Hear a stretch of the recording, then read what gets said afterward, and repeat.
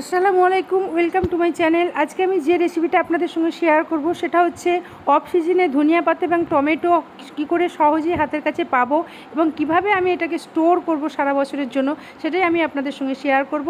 তাই এখানে আমি মার্কেটে যখন অ্যাভেলেবেল ধনিয়া পাতা বা টমেটো যখন মার্কেটে অ্যাভেলেবেল থাকে তখনই আমি ধনিয়া পাতা একটু বেশি করে কিনে নিয়েছিলাম। এগুলো ভালো করে ওয়াশ করে পানি ঝরিয়ে নিয়েছি এবং একটু রোদে নেড়ে চেড়ে নিচ্ছি এবং তার সঙ্গে কি যে দুই একটা যে শিকড় থেকে গেছে ধনিয়া পাতা সেগুলো আমি বেছে ফেলে দিচ্ছি।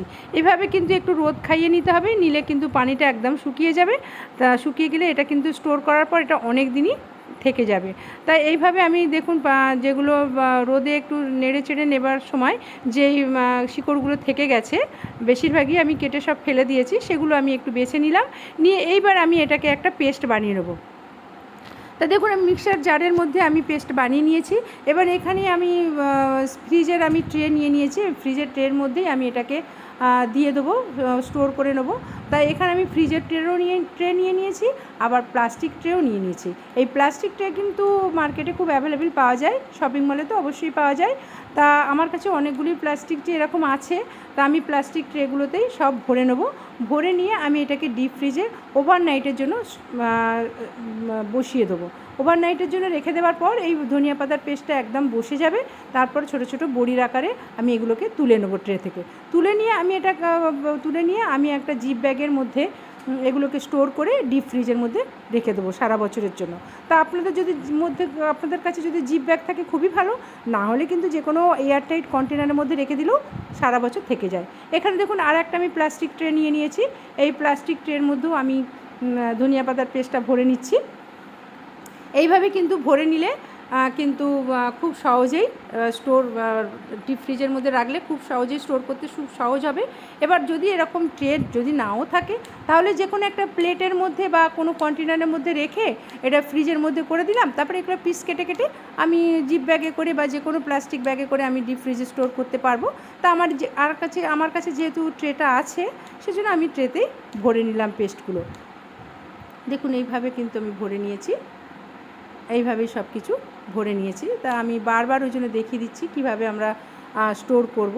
কিন্তু অফ সিজনে বিশেষ করে যখন গ্রিন কাবাব করব তখন আমাদের ধনিয়া পাতার পেস্টটা অনেকটাই লাগে, তখন হয়তো হাতের কাছে আমরা পেলাম না, তখন এইভাবে আমরা নিতে পারি। তাই এগুলো ডিপ ফ্রিজ থেকে বার করে নিয়েছি ওভারনাইট রাখার পর, এবং ট্রে থেকে এগুলো তুলে নিয়ে আমি একটা বোলের মধ্যে করে নিয়েছি।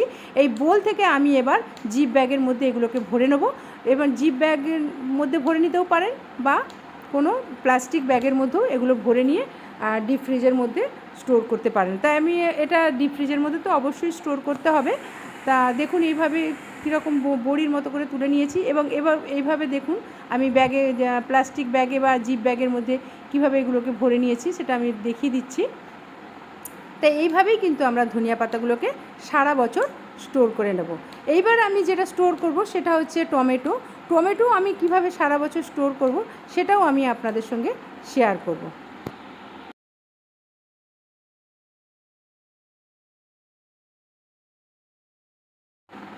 তো এখানে আমি দেখুন টমেটো নিয়ে নিয়েছি, আমার বাগানের টমেটো, দেশি টমেটোগুলো ভালো করে ওয়াশ করে পানি ঝরিয়ে নিয়েছি এবং এগুলো পিস পিস করে কেটে নিয়ে আমি একটা মিক্সচার বোলের মধ্যে দিয়ে দিচ্ছি।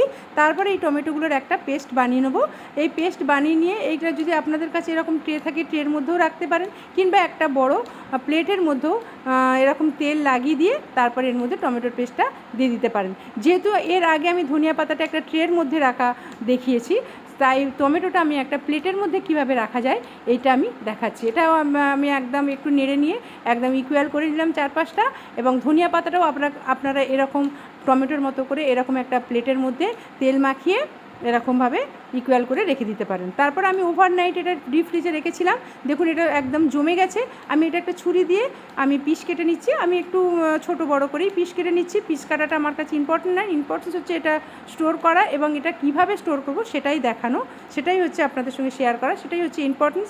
তাই এইভাবে আপনারা একটা ইকুয়ালভাবে সমান পিস করে নিতে পারেন। তাই এইভাবে আমি পিস করে নিচ্ছি, এবং এগুলো প্লেট থেকে আমি তুলে নেব। পিসগুলোকে কীভাবে আমি তুলবো এবং কীভাবে পিসগুলো করব সেটাও আমি দেখাচ্ছি। দেখুন এইভাবে কিন্তু আমি পিসগুলো কেটে নিচ্ছি। দেখুন প্রত্যেকটা এইভাবে দেখুন প্রত্যেকটা পিস এইভাবে করে নিচ্ছি।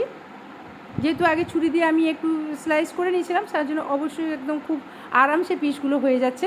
তা এইভাবে আপনারা একটা কন্টেনারের মধ্যেও এই পিসগুলোকে ভরে ডিপ ফ্রিজে রেখে দিতে পারেন, কিংবা আমি যেটা ধনিয়া পাতা যেভাবে দেখলাম জিপ ব্যাগে করে রেখেছি সেভাবেও আপনারা ডিপ ফ্রিজে রেখে দিতে পারেন। তা আমি যেহেতু এর আগে আমি প্লাস্টিক ট্রেতে দেখিয়েছিলাম, ওই জন্য এইভাবে আমি একটা প্লেটের মধ্যে দেখিয়ে দিলাম। তা রেসিপিটা যদি ভালো লাগে অবশ্যই ট্রাই করবেন এবং শেয়ার করবেন এবং সাবস্ক্রাইব করে পাশে থাকবেন প্লিজ কাইন্ডলি, এবং thank you for watching this video.